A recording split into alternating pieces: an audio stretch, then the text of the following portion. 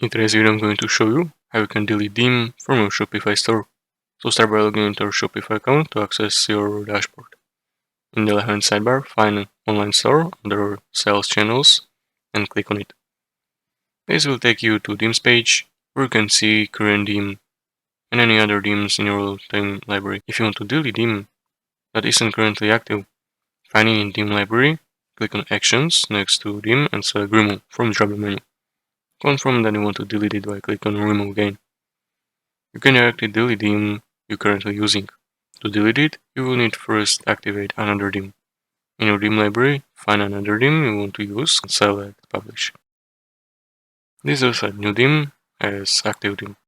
Your previous theme will not be moved to your theme library. And now that all theme is in your library, you can delete it. Click on Actions, click on three dots next to all theme and select Remove and confirm to delete it.